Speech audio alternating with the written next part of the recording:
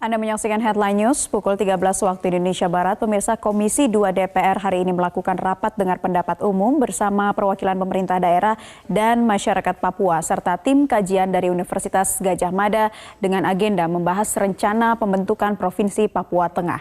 Informasi selengkapnya disampaikan rekan kami Soza Hutapea dari Gedung Parlemen Senayan, Jakarta. Soza, apa hasil dari rapat dengar pendapat umum di Komisi 2 hari ini? Naila, sebelumnya saya menyampaikan bahwa rapat dengar pendapat umum tersebut tadi sudah dimulai pada pukul 9 waktu Indonesia bagian Barat dan berlangsung selama 1 jam 15 menit, di mana ini dipimpin langsung oleh Ketua Komisi 2 Ahmad Doli.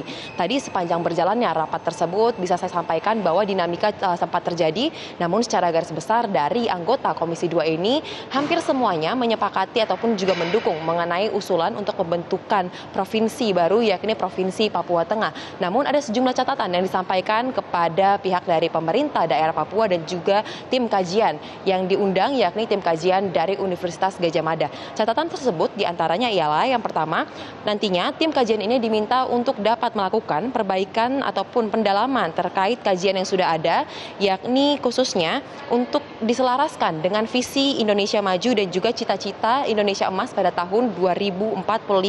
Sehingga kajian tersebut diharapkan juga turut mencantumkan roadmap ataupun skala panjang sampai dengan tahun 2045.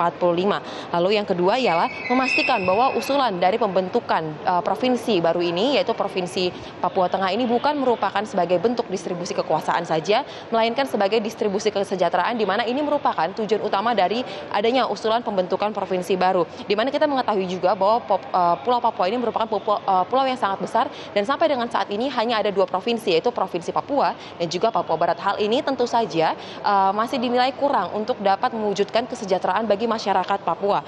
Oleh karena itu, dengan diusulkannya pembentukan Provinsi Papua Tengah ini, maka diharapkan nantinya dapat dilakukan percepatan untuk jangkauan pemerataan kesejahteraan masyarakat, dari mana Papua ini juga dicatatkan sampai dengan saat ini memiliki setidaknya ada 29 kabupaten dan juga kota. Berikut pernyataan selengkapnya dari Bupati Puncak Papua, Willem Wandik. Sesuai dengan keinginan pemerintah pusat, kami juga menyiapkan tentang kajian. Sehingga kajian ini memasukkan kepada baik itu pemerintah pusat, Mendagri, Presiden, bahkan juga Komisi 2 bahwa ini adalah hasil kajian kami. Aspirasi rakyat ada. Hanya tinggal kajian itu menjadi menentukan apakah layak atau tidak. Kalau layak, maka kami yang ada ini para pemerintah daerah sudah siap untuk mendukung, menghadirkan suatu provinsi. Bukan tujuan untuk bagi kekuasaan, untuk mengapa, tapi ini adalah untuk percepatan jangkauan kesejahteraan masyarakat, daerah itu bisa dibuka, karena Provinsi Papua sudah cukup besar, 29 kota kabupaten, maka ini layak dibentuk. Maka sudah kami sepakat, Kabupaten Timika menjadi ibu kota layak. Tadinya ada. Naila, meskipun dari Komisi 2 tidak memberikan tenggat waktu untuk menyelesaikan kajian tersebut, namun dari pihak Pemda Papua dan juga tim kajian optimis bahwa nantinya kajian ini dapat diselesaikan dalam waktu 1 bulan mendatang, tepatnya sebelum masa reses dari DPR akan dilakukan, yaitu tepatnya pada tanggal 12 Desember 2019. Naila. Lalu bagaimana dengan kabar terbaru dari moratorium otonomi baru, Soza?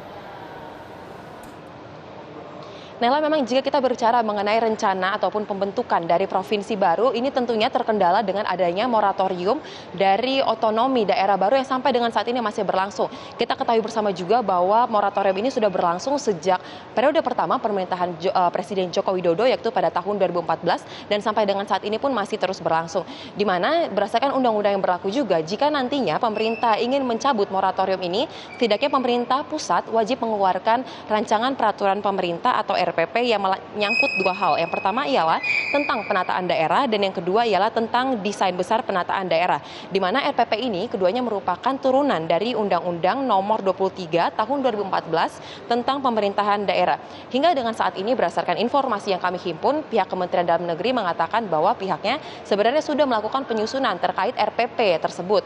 Namun untuk kapan diterbitkannya kedua RPP tersebut sampai dengan saat ini belum bisa dipastikan, karena ini merupakan kewenangan mutlak dari Presiden Joko Widodo. Namun tadi dalam rapat yang berlangsung, Ketua Komisi 2 Ahmad Doli menyampaikan adanya usulan ataupun alternatif untuk memecahkan permasalahan ini, di mana Komisi 2 berjanji akan berusaha mendorong dilakukannya pemasukan dari revisi Undang-Undang Otonomi Khusus dalam Prolegnas tahun 2020 hingga 2024. Dan berdasarkan jadwal yang kami terima pada hari ini, Badan Legislasi DPR pun melakukan rapat bersama dengan ahli untuk menyusun terkait daftar RUU apa saja yang akan masuk dalam prioritas pembahasan 2020 hingga 2024, termasuk prolegnas prioritas yang akan dibahas dalam 2020 esok. Tentunya Naila, kami akan mengupdate terus bagaimana informasi yang berlangsung di DPR, termasuk dengan rapat-rapat bagaimana nantinya nasib dari pembentukan provinsi baru ini. Untuk sementara, Naila, kembali ke Anda di studio.